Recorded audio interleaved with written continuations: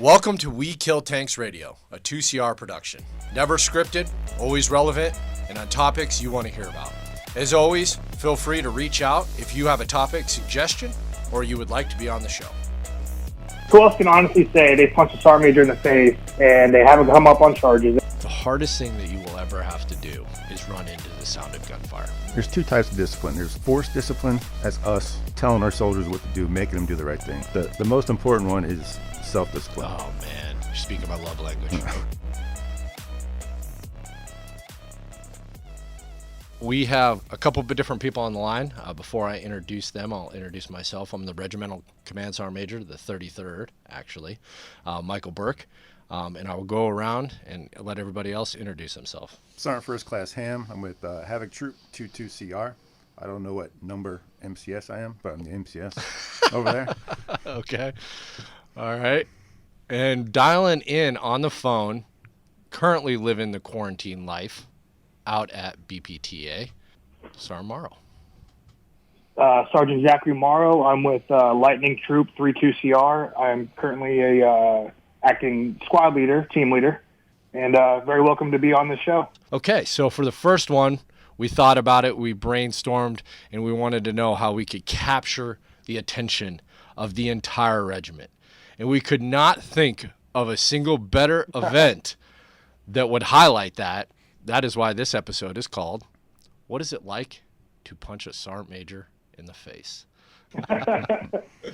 And that is why Sergeant Morrow is dialed in. So if you're not tracking, what month was that anyway? I don't even remember. Man. October? Was it October? Okay, so it was literally like 5 years ago because the last 2 months have been at least 3 years long. No doubt about it. Okay, so anyway, October of 2019, the premier fight that happened at the Fight of the Dragoon was between Sergeant Morrow and myself. I put out a challenge. I put out a call because I'm not the smartest person that's ever existed. I challenged the entire regiment, and it was kind of like Heartbreak Ridge. They literally sent the biggest guy that they could find in the entire regiment to fight me. By the way, how much did you weigh during that fight? At that moment, I weighed about 269, 270. 269, 270. And I was weighing about 215. Just want to throw that out there, okay, that he had me significantly. But anyway, back to the point. So, Sergeant Morrow, what was it like to punch a sergeant major in the face? Oh, it was awesome. Definitely once in a lifetime. I mean, who else can honestly say they punched a sergeant major in the face and they haven't come up on charges, they haven't gotten in any kind of trouble, and been able to shake the individual's hand right after the fight. So it was awesome just being able to have that opportunity. I would agree. And there was definitely some interesting Facebook comments that kind of came after the fight, like, oh, good luck ever making staff sergeant. You know? Yeah. Up to the fight, I was like, well, there goes my career after this.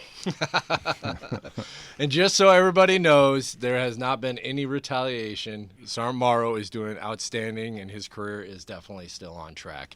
In fact, he's arguably probably a celebrity in the regiment. Everybody knows who he is. Probably more people know who he is than know who I am, actually, to be honest with you. You know, on that point, was a question, and this is actually from Major Hefty. He had this question.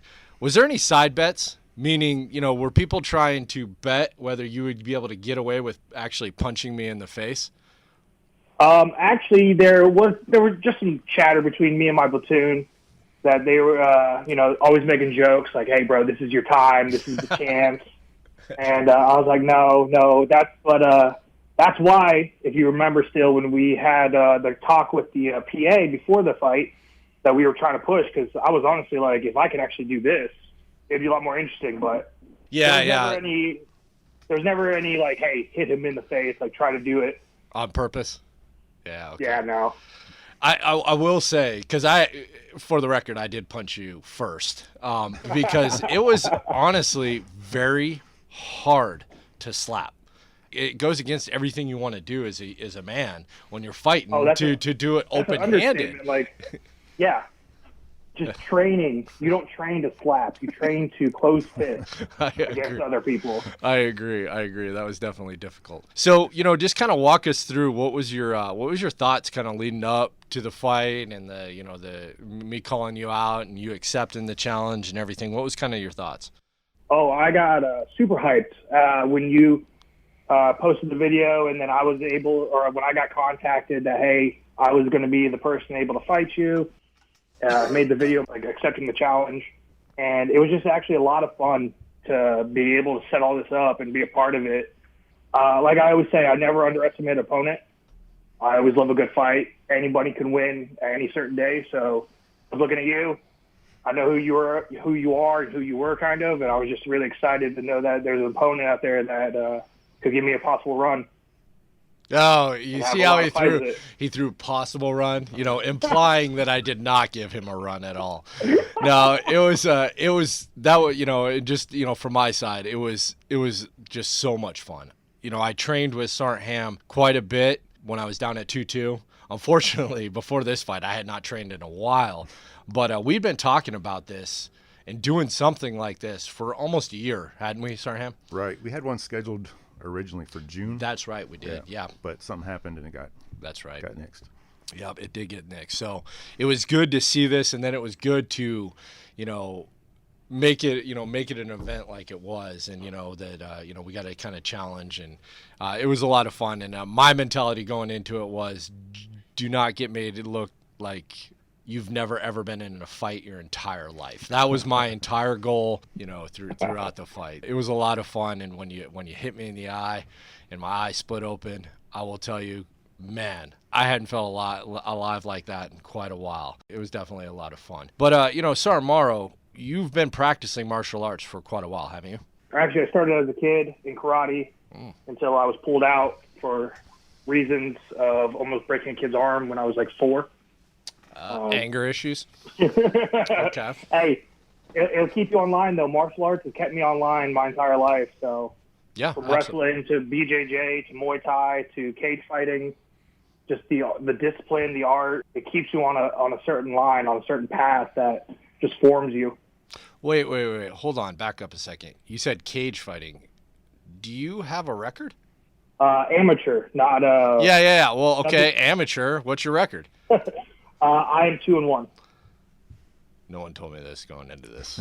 I feel like I was deceived. Okay. All right. Well, so, martial arts have been a big part of your life. How about you, Sergeant Ham? No, I'm strictly a Army combatives guy. Yeah. I came in the Army. I had 0 martial arts. I played ice hockey growing up, so that's the type of fighting I did. You grab a guy with one hand and you pummel him with the other hand until the other guy stops punching you. Yeah, right. That's about it. But yeah. Fair enough. I mean, I was the same way, kind of growing up before the Army. Mostly it was me getting my butt kicked, growing up, because I was actually pretty small growing up, and it took me a while. It took me joining the Army to actually put some weight on and actually become a bigger kid. Same thing. And believe it or not, actually, as far as the Army as a whole, and this is really going to kind of date me, but jiu-jitsu was not in the Army. It actually started up in 2nd Ranger Battalion, up at JBLM with Hoist Gracie and his brother and their father, 275, and a guy named Matt Larson, actually. And so Matt Larson. Matt Larson was in E6 when I was a private, and I was in 275. So I actually remember rolling with Hoist Gracie. Now, I didn't know at the time, I just thought he was another guy. And then, later on, and as things kind of developed and the Army decided that was the martial art they were going to go with, then we kind of, holy cow, this is kind of a big deal. So, it's kind of neat to say that, I've been there since, not the beginning, but pretty close to the very beginning, and definitely in its early chapters. Yeah. So, we wanted to, talk about the lead up of the fight, and I think martial arts is a good construct to what we really wanted to kind of talk about in this podcast. And it's kind of that warrior mindset, so to speak. I battled with the word warrior. I think it's overused. I think that people use it way too much in the Army and maybe even in the civilian world. I was having some conversation with some people this morning, and they're like, well, it may be overused, but if you really understand what it means, you live your life by it, then it does apply. The word warrior, when it's actually defined, is a brave or experienced soldier or fighter. And then what it means to be called a warrior refers to a soldier or somebody who is involved in a fight and does not give up easily. So when you think about that, That actually makes a lot of sense. And then when you think about the Army and you think about, the warrior ethos and all those different things, it definitely plays into that. And the reason we actually wanted to bring both of you on the show is because you've both had these disciplines, whether, before the Army, with Sergeant, or not before the Army, Sergeant Ham, or Sergeant Morrow, you said you've been doing this since a kid. You definitely both live your lives with discipline. And, so could you kind of speak on that a little bit? What got me started in the whole combatives thing is I was kind of always like an outsider to the other people around me, especially coming up in a support type of environment. Yeah. So we're looked on as a non-combat MOS, so we're not stressed on knowing combat effective type things. Right. And I always kind of felt my way myself, not fitting in with that type of thing. Yeah, you know? okay. Yeah. So that's how I kind of got turned on to combatives, the warrior mentality. They taught day one the willingness to close the distance with the enemy. I mean, and that sounded like me. So that's how I got into it, and I found like, hey, this is me. This is what I want to do. I want to bring this back to the people I'm around and find more people like me. Yeah. And just so everybody that's kind of listening, if you don't know Sergeant Ham, the only person that I would rather not fight than Sergeant Morrow is Sergeant Ham. He's taller than me. He's bigger than me. I mean, he's a big guy himself, and he's definitely not somebody you want to step in the ring with. So it's kind of cool to hear you say that, because it's very similar to kind of my experience as well. I wasn't a fighter growing up. I was a kid that got picked on and everything else. So when I came in the Army, and I went through all the things that I went through, and then the Army's like, hey, we're going to teach you how to fight, like hand to hand. I'm like, sign me up. Okay, let's do this, Absolutely. So how about you, Sergeant Morrow? Like I said, I've always been fighting my entire life almost. But I just love the mentality of it. Just knowing that I can protect myself at any time with just my body is a mental, it goes a long way just on the mental game. At any point in time, I know I can defend myself. And also, when I show my guys how to do combatives, because I've been level 1, 2, just shows them that they can defend themselves. It brings camaraderie and it brings rivalry. Mm-hmm. So when you're going against one another and you're winning or you're losing or you're going back and forth, you're teaching each other moves. You guys are blood, sweat, and as I say, tears together. It brings the group together. Yeah, absolutely. And so with your warrior mentality, it is overused a little bit in the Army, but as you said with your definition of it is who we are. I've noticed in the Army it's changed a little bit, so that's why I love and I always push for combatives. Getting hit in the face will wake a man up. Makes you feel alive, doesn't it? It's better than any energy drink or any kind of shot that you could possibly take. Absolutely. It instills humility as well. Oh yeah. You'll be humbled really quick. Yeah, Everybody absolutely. thinks they're the baddest guy in town until. Yep, absolutely. So there's this staff sergeant, and I know Ham knows him pretty well, Sergeant Landreau. He's a great human. When you grapple with him, he will tell you, I'm going to put you in an armbar. And then after the armbar, I'm going to flip you over onto your belly, and I'm going to use your collar to choke you. And then you'll do everything in your power. And you're stronger than him. You're tougher than him. But his technique is flawless. And he will do it. And, it goes into that humble mentality. And it makes you mad. Plus, I can't stand cross-collar chokes because it's kind of like getting shot with your own gun. Like, you're not going to choke me with my own collar. No way. No one makes me bleed my own blood. When we talk about, I know we've been focusing on combatives, but if we kind of draw that back just a little bit, it doesn't just talk, we're not just talking about combatives because, you've trained up for tournaments, you've trained up for courses, Sergeant Ham, Sergeant Morrow, you definitely have. I know I have, I've trained up for a lot of different things in my life. And when you do stuff like that, you live a disciplined life. You've got to watch, your sleep.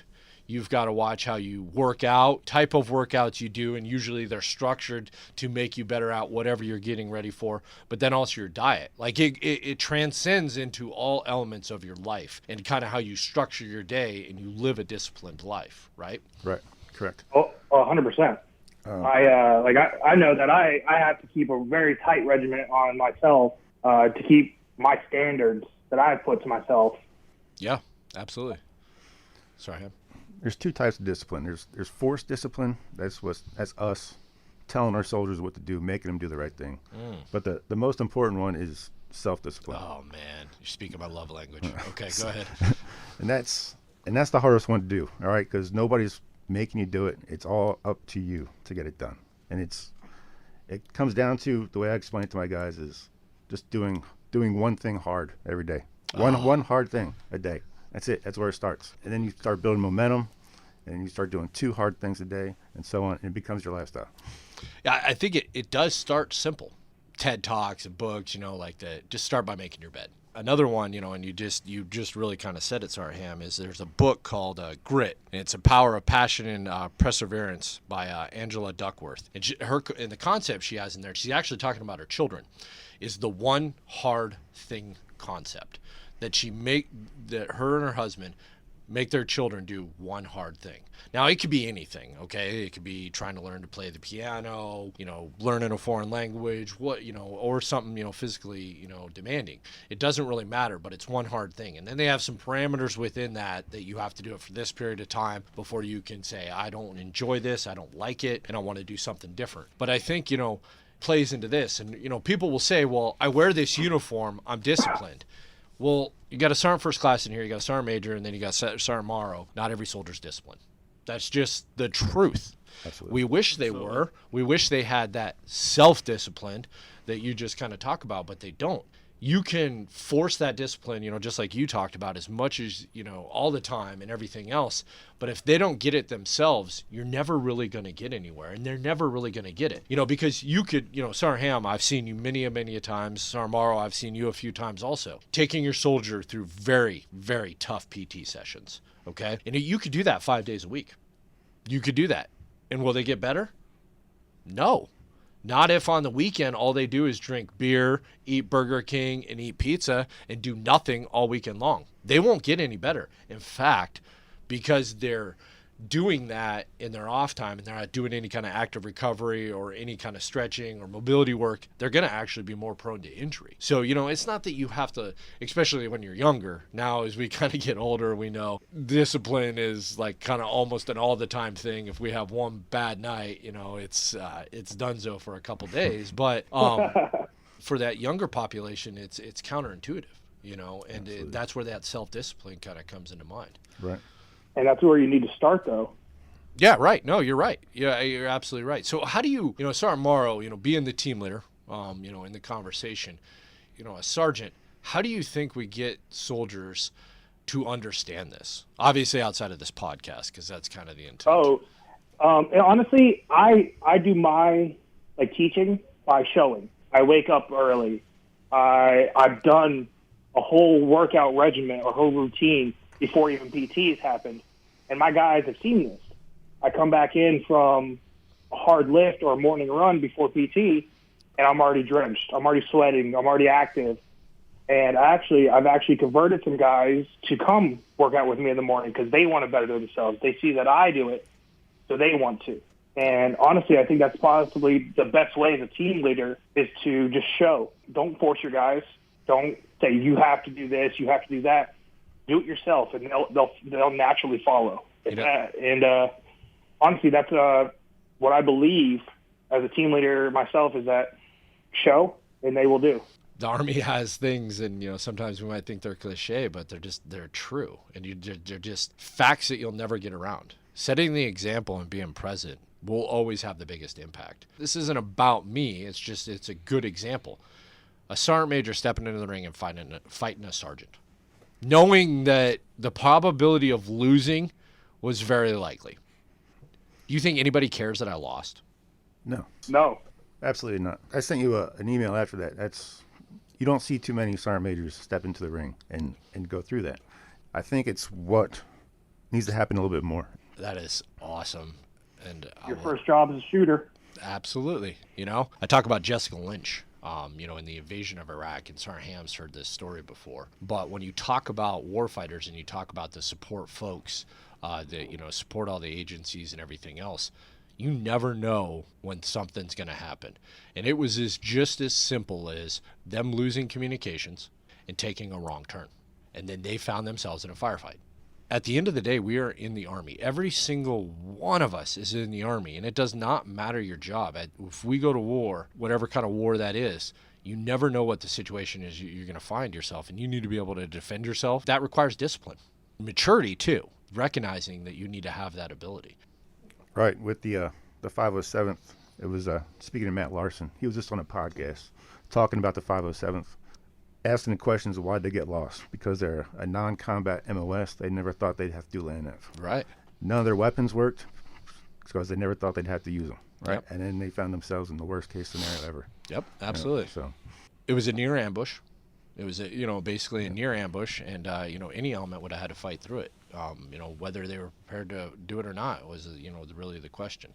But it plays into all that kind of that disciplined lifestyle that we're talking about, and realizing that, hey, we might not all be warriors, but we need to be prepared to, and that plays into the training and the self-discipline that you have every kind of single day that you're doing. So let's shift gears just a little bit here.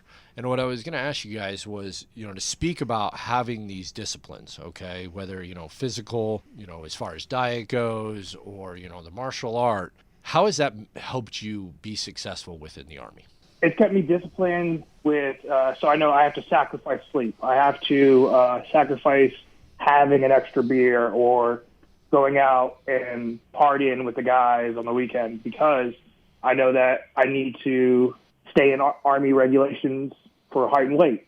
Mm-hmm. I need to be ready for the next PT test. I need to be able to show my guys that I can lead them any day, any time of the week by staying in front of the pack. It all leads back to how you were saying, is that sacrifice, that determination, that mentality that I need to be the best that I can be. And it's distilled me to keep that standard. I don't want to be that guy, the weak link. I don't want to be the guy that my Joes see me and they're like, all right, how is he our team leader? Yeah. So It's a self-motivation to sacrifice the time of gaming or watching TV to go to the gym for an hour or stay an extra hour or go at 3 a.m. like I do. Okay. It's almost like goes back into a full circle effect where I'll feel low, I work out, I feel the prime that I need to, and it's almost kind of like a high. Yeah. When the euphoria of fighting, of hitting the gym, working out, getting myself better, it's almost a drug that I never want to get rid of. Good drug, okay. It's endorphin rush and the adrenaline and everything, that are released from those, when you get done with a good workout, as tired and as smoked as you might be, at the same time, you just feel, elated, you just feel fantastic, and you just... Oh, there's almost no better feeling. Yeah, I agree. it makes you feel good. It does. Yeah. I don't remember how or when I started the whole self-discipline thing. I don't know. Like I said before, I'm on a momentum now that I just need it. I look down upon myself if I don't keep myself disciplined. Right. And it's hard. Comfort is the enemy to me. So anytime comfort starts coming in, I just want to stay in bed a little bit longer. I need that thing to get me up. And finding that, I have to go outside. A lot of times I go on social media. I find other guys doing the same thing. Right. A couple guys that I listen to. Jocko Willink, I listen to. There's a guy named Dave Goggins. Yeah, Dave Goggins. He's crazy. So guys like that keep me motivated to keep the lifestyle, which helps me pass it down. Well, and I think, there's a couple different things that you both kind of highlighted. One is that social media factor that I think would be, especially given the times that we're currently living in. Somebody actually accused me the other day of taking over 2CR's Instagram page. They said, what did the Sergeant Major hijack this? Because it's all videos that I've recorded of different workouts and other things. But it's an influencer. It took me a while to maybe kind of realize it, but I think, the current generation, they understand it. They understand that it is an influencer, and these are people that are, influencing generations of people. So especially in times like this where you can't maybe necessarily have that kind of physical contact that you used to be able to once, have with your soldiers and other soldiers, because any good leader, it's not just your soldiers. You lead people that you don't even know. You don't even know their names, but they're watching you and you just don't even know it. You can do that through social media, and it's one of the reasons that we decided, hey, it's time. We've talked about, having podcasts for quite a while, and we finally were like, we just need to pull the trigger on this and we need to execute this because it's an influencer as well, and those guys like David Goggins and Jocko Wilkins and some of the other individuals, they're influencing tens of thousands of people, that they don't even know. It can improve upon leadership. It cannot replace leadership, though. Correct. You still have to be doing the other things. With COVID-19, okay, I suppose, maybe we have to utilize it a little bit more than we normally would. But I think it's an important thing, and it just goes back into that example. And I think, I'm kind of in the same boat as well, that it's to the point where it's just how I live my life. Don't get me wrong. I have my days where I'll eat a whole pizza or maybe two. Okay. But those are far and few in between. And then the next morning, okay, I carb loaded last night. Now it's time to, do something terrible. Absolutely. I'm gonna pay the price, Now if my body says, hey, like if I go into the gym and my body's like, oh, it's like it's a little bit more than like dread. I'm like, okay, yep, I need to take the day off. Yep. My body's telling me, and I know, but I don't feel bad about it because I know 99% of the time I'm getting after it. And I've even, and I don't know, maybe not you, Sarmaro, you're a young buck, but I definitely know for myself, I've had to say, it's usually about every year or 18 months, I just take a week off. I don't work out for a whole week. All I do is stretch and maybe some like active recovery stuff. But it's just my body needs a reset. And what I've found is after I do that, I am clawing. I am foaming at the mouth to get back after it, because, I miss it. I need it, I need it in my life. When I I fully understand that with this COVID-19 thing. I'm working out with MRE boxes. I saw that. That's beautiful. That's awesome. Hey, man.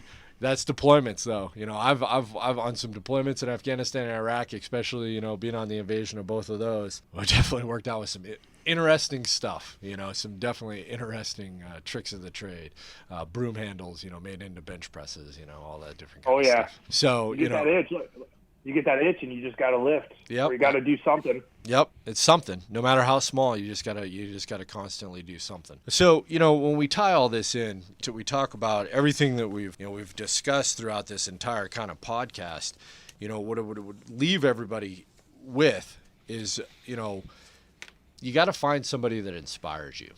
You got to find somebody, and maybe it's not somebody that's even in the Army. But somebody that, maybe has goals or does things that you just think are impossible. And you got to use that as your inspiration. You got to use that as your motivating factor. Or, maybe it's a soldier, maybe it's a team, a leader within your organization. And what I find, if any soldier ever came up to me, and if some have, and they said, hey, I want to work out with you, or hey, I want to challenge you, or hey, what do you do? Boy, am I happy to share. They have an appetite, and it needs to be filled, and we're going to communicate that. It is absolutely played within my success, within the Army, is having this kind of disciplined lifestyle. It is what I attribute to being able to do the things that I'm still able to do. There's not many guys that have been doing this as long as I am, or I have, that are as mobile as I. Most of them have, bad backs and bad knees and everything else, but I attribute it to just how hard I've pushed myself throughout my career, and I can push harder, but also it just I recover quicker. I've just done it for so long. It really kind of takes a lot to really kind of set me back. I mean, even 5 years ago, I fractured my hip, full on fracture, total labral tear. The socket was freaking cracked down the middle. A month later, I took over as a first sergeant. 2 months later, 2 months later, I jumped out of a plane. Night mass tack and everything else. Now, some would argue that was probably pretty stupid, and I wouldn't really kind of disagree with them. However, hey, this is just like any other profession. You got to play injured. There's not a football player out there, a basketball player out there, or any kind of professional athlete that does not play injured sometimes. Now, you got to be smart about it. This is about a long game. It's that discipline that you have, that standard that you set yourself, and you absolutely just constantly hold yourself accountable to it. Sarham, you have something else? And then I just had a quick question for you, Sergeant Major. Okay. When you're in 2-2, you use the phrase change the culture, like when you're talking about PT a lot. Yeah. I was asking my guys today, like, what is our culture today? Like, what do you think our culture is? And they didn't really understand what I was talking about. Like, as in PT. Yeah. Will guys do PT on their own, or do they only do it when you force them to do it? one NCO spoke up. He says, you can lead a horse to water, but you can't make him drink. And I'm like, you're exactly right. That's the culture we live in. So my question to you is, what do you suggest leading that horse to water? What makes that horse want to drink instead of forcing him to drink? Right. That is a very, very good question. So when you talk about culture, and I talk about PT, and there's other senior leaders that, may or may not, agree, but PT, and I'll totally still align from the Sergeant Major, former Sergeant Major of the Army daily. It's not the most important thing we do. It's just the most important thing we do every day. Because you got to think about it, and it doesn't matter who you are, okay? Some of us have probably learned to lie to ourselves, but no one really wants to get up when it's cold and wet and do PT at 6:30 in the morning. No one.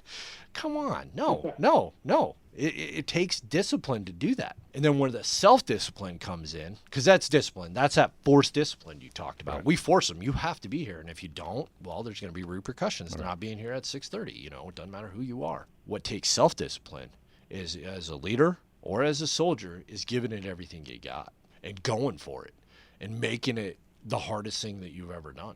Not every time. When you talk about PRT, but you talk about a lot of other stuff, if you just kind of sandbag it and you just kind of go through the motions, of course you're not going to get anything out of it. But instead, if you throw yourself into it and say, I want to beat so-and-so, or I want to go as fast as I possibly can, I want to see how high I get my heart rate, or whatever, you push yourself. That takes self-discipline, especially that early in the morning. And then you get that about Thursday or Friday. Usually it's about Thursdays for me. When I wake up on Thursdays, I'm usually already pretty dang sore, and I'm like, oh my gosh, I don't want to do this. It takes self-discipline to do it. But when you talk about a culture, it plays into everything that we're talking about. The hardest thing that you will ever have to do is run into the sound of gunfire.